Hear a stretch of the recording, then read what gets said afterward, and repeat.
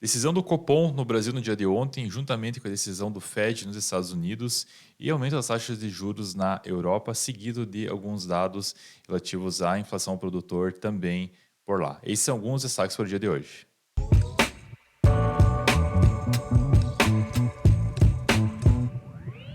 Bom dia a todos, sejam bem-vindos a mais um vídeo na Valorama, 10 minutos de economia. Hoje, quinta-feira, dia 4 de maio, sejam todos bem-vindos. Meu nome é Jader Giacomelli, especialista em investimentos aqui na casa. E vamos dar início a tudo aquilo que está movimentando os mercados no dia de hoje. Você que não é inscrito no nosso canal, considere se inscrever e também dar aquele joinha no vídeo que nos ajuda bastante. Pois bem, vamos lá então. Vamos dar um rápido giro pelo mundo, como nós sempre costumamos fazer. Vamos ver que está tendo hoje novamente um misto de emoções, né? Principalmente um pouco mais negativo na parte mais europeia até o momento. No Brasil, vamos falar já um pouco mais na sequência, falar um pouco mais aqui da situação e tudo que está ocorrendo por aqui.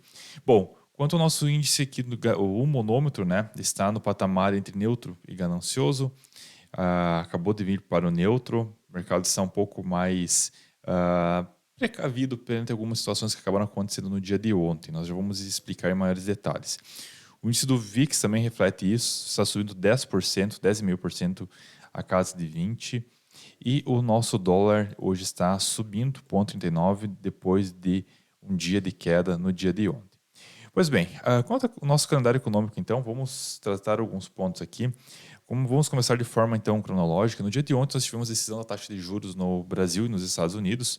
No Brasil, nós tivemos o aumento, ou melhor, a sexta manutenção seguida em 13,65%. Então, o Copom acabou tomando essa decisão. Ainda, claro, essa diferença que o juro real, a inflação de 4% para um juro a 13% realmente é uma grande diferença, mas, claro, qualquer dúvida relacionada a isso nós vimos na ata que foi, não é na ata, mas no que o Banco Central do Brasil acabou falando no dia de ontem, quando houve essa manutenção, e aqui linkamos alguns detalhes, né, que o comitê ele disse que vai manter ainda com a sua política, fazer o que quer que seja para manter a inflação sob controle, e não vai hesitar em retomar o ciclo de ajuste, ou melhor, os aumentos, caso o processo de desinflação, essa diminuição inflacionária, não ocorra. Inclusive, ele também pontuou aqui que uma das razões também que faz com que o juro se mantenha no quesito externo vai ser devido aos episódios dos bancos no exterior, né, que acabou levando às incertezas em possível contágio. Claro que a ata, com todas essas informações mais detalhadas, será divulgada na próxima terça-feira, como de praxe. Então, na próxima semana, nós teremos maiores informações do que foi decidido e por que foi decidido. Bom, mas juntamente com essa informação, também tivemos nos Estados Unidos a decisão da taxa de juros por lá. Vamos botar aqui o gráfico. Eu selecionei inúmeros gráficos aqui. Aqui nós vemos a linha branca, é a taxa de juros lá praticada hoje, 5,25, a maior ou melhor, atingindo os níveis, né, não vistos desde junho de 2006. Então, realmente, depois de muitos anos, está retomando esses patamares. E nós temos um detalhe aqui também do balanço de pagamentos do Fed, que teve uma leve diminuição, mas ainda está extremamente alta. Tá? Outros detalhes também que acabam impactando muito na questão norte-americana, esse gráfico aqui também relata, né, 5,25%, a taxa de juro que está sendo praticada no momento, e também o acompanhamento dos juros relacionados ao mortgage, que são os empréstimos, que também estão seguindo uma linha bastante próxima, bastante parecida, né? É claro que com o juro mais alto, o crédito acaba se tornando mais alto e acaba, inclusive, impactando na economia, acaba freando ela. Então, nós vemos aqui na linha preta esse acompanhamento dessas taxas. Bom, dando sequência aqui também lá nos Estados Unidos, há uma expectativa de que os juros vinham a ser cortados ao decorrer agora do ano. Muitas pessoas acham que vai ser lá por setembro. Então, muitos traders, muitos analistas acreditam que lá por setembro haverá o corte desses juros. E para a próxima reunião, que será no dia 14 de junho, ainda é uma expectativa extremamente alta, ainda é cedo para dizer, obviamente, mas é uma expectativa bastante elevada de que os juros se mantenham aos atuais 5,25 por pelo menos mais um período. Bom, também tivemos lá na Europa hoje, tivemos decisão da taxa de juros por lá, tem o gráfico aqui para colocar aqui. Bom, aqui está um pouquinho invertido, é na linha amarela, tá? 3,65% é o atual patamar. Estava em 3,5% e atingindo patamares, novamente, né? Patamares lá de 2008 e 2009. Então, é um maior aumento, não era visto desde 2008, se não me engano, outubro de 2008, não é visto esses patamares. A situação lá continua ainda bastante complicada, né? E houve, inclusive, a Lagarde, eu acho que acabei não selecionando a entrevista da Lagarde aqui, falando ainda do contínuo aperto monetário, né? Aqui, ó, que traz maiores detalhes. Que eles não vão parar, tá? E o Banco Central Europeu sabe de que tem muito mais ainda a acontecer e então é possível que existam ainda, que o mercado já vem precificando mais dois aumentos de 0,25% nas próximas reuniões. Claro que aqui nós vemos essa curva cedendo em algum momento do ano, aparentemente lá por setembro, outubro, no segundo semestre desse ano nós teremos essa diminuição nos juros. Pois bem, também tivemos alguns outros destaques aqui. Vamos ver. Tivemos a inflação de preços ao produtor na zona do euro, hoje pela manhã. Também foi um dos destaques do dia, com certeza.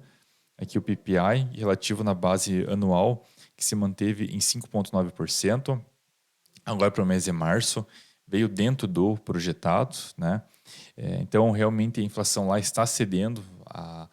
O aumento dos juros vem surtindo efeito e é notado através desse indicador também. Então, informação que eu diria até, inclusive, positiva, veio dentro do esperado e é o menor número que nós vemos aí, pelo menos, desde o ano de 2021 para 2022. Bom, seguindo a nossa pauta aqui, então, vamos falar um pouco mais do Brasil, que tivemos informações do PPI no Brasil, mas antes também tem algumas informações muito importantes nos Estados Unidos. Tivemos a divulgação de resultados de algumas empresas, entre elas a Moderna, a que fabrica a vacina, né? Ela é ligada mais ao setor de saúde, que acabou reportando um lucro de 1,9 bilhões de dólares agora no primeiro trimestre do ano. Era estimado 1,18 e veio 1,8, veio melhor do que o aguardado. Também tivemos a divulgação da Shell, a empresa petrolífera, que acabou tendo um profit, um lucro de quase 10 bilhões de dólares apenas no primeiro trimestre, apenas nos primeiros 3 meses de 2023. Uma informação bastante, digamos assim, significativa para a companhia. E outros detalhes também que acabaram acontecendo ontem nos Estados Unidos foi a questão dos bancos regionais, né?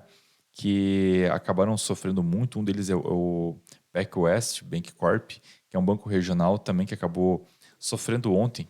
E aqui, inclusive, nós temos apenas um meme, né, uma brincadeira de quais bancos que estão quebrando. Infelizmente, está se tornando algo meio que recorrente. E engraçado que ontem também ocorreu, o Powell acabou falando às 12h30, né, logo após a decisão taxa de juros, de que os bancos dos Estados Unidos, o setor financeiro, está bom e resiliente. Às 4h30, esse banco, né, o PacWest, falou de que eles estão explorando alternativas para se manter solvente.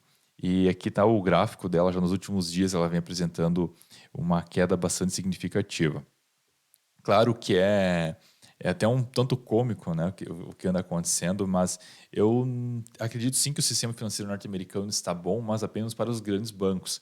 Só que os grandes bancos, aos poucos, vêm absorvendo esses bancos regionais, os que vêm apresentando alguns problemas. E aqui falando sobre que a crise dos bancos pode impactar principalmente as pequenas e médias empresas por lá. As grandes corporações aparentemente não sentirão esses efeitos de forma tão forte. Bom, sendo lá dos Estados Unidos, vindo para o Brasil, então, no Brasil nós tivemos a divulgação de mais algumas informações hoje relativas ao PMI, que é o índice de atividade econômica do setor de serviços, que vem em 54,5, é o melhor número que nós vemos pelo menos desde agosto de 2022. Quanto maior esses números, melhor, significa a expansão econômica, mas não necessariamente que isso aqui pode ser tomada como principal índice. É apenas um dado, apenas uma informação de que esse indicador em si apontou o número positivo para a indústria. Mas tem tantos outros indicadores, apenas tomar esse indicador como base realmente não faz muito sentido. Bom, mas ainda que no Brasil nós tivemos a decisão, então ontem nós falamos da taxa de juros, com certeza foi o que marcou bastante o mercado. E nós temos o balanço de mais algumas empresas aqui no Brasil, Entre elas, listamos aqui a Ambev, que acabou tendo um lucro que acabou subindo 14% após o reajuste dos preços, né? E o resultado também ficou acima do esperado, né? Resultado bastante positivo da empresa. Também tivemos aqui Energias Brasil e NBR reportando um lucro, mas uma queda ainda comparado ao ano passado. Tivemos a Pão de Açúcar, que teve um prejuízo de 248 milhões no primeiro tri. A Ultrapar, que apresentou um lucro líquido de 264 milhões no primeiro tri, mas uma queda se comparado ao mesmo período de 2022. A loja Ciner teve um lucro líquido que acabou caindo, acabou tendo lucro, mas um lucro menor do que o aguardado. A Abril também teve um lucro de 261 milhões. E a Siderúrgica Nacional, CSNA, também acabou revertendo, no caso, seu lucro e apresentando um prejuízo, infelizmente. CSN Mineração também, que é empresa da mesma família, digamos assim, também acabou frustrando as expectativas e acabou apresentando um lucro, mas abaixo do aguardado. E a Taesa, que é relacionado ao setor de energia, acabou tendo um lucro de 215 milhões no primeiro trimestre e uma alta acima das expectativas aí do mercado. Pois bem, aqui no Brasil, então, vamos dar um rápido giro aqui, ver o que está acontecendo na Bolsa Brasileira. Nós temos o nosso Ibov subindo 0,5% a 102 mil pontos e o dólar está, no momento, subindo 0,40% a 5,04. E entre os destaques de alta de baixa nós listamos Ultrapar, Loja Senior, Dexco e MRV. No campo positivo, até o momento, os maiores destaques. E aqui, no campo negativo, nós temos Embraer, Taesa, Siderúrgica Nacional e Carrefour. São esses os principais destaques, então, até o presente momento. Bom, pessoal, então são esses os principais dados, tudo aquilo que você precisa saber do que ocorreu e do que irá acontecer agora ao decorrer do dia. Então, no mais, agradecemos a atenção, desejamos a todos um excelente dia com excelentes negócios. Até mais.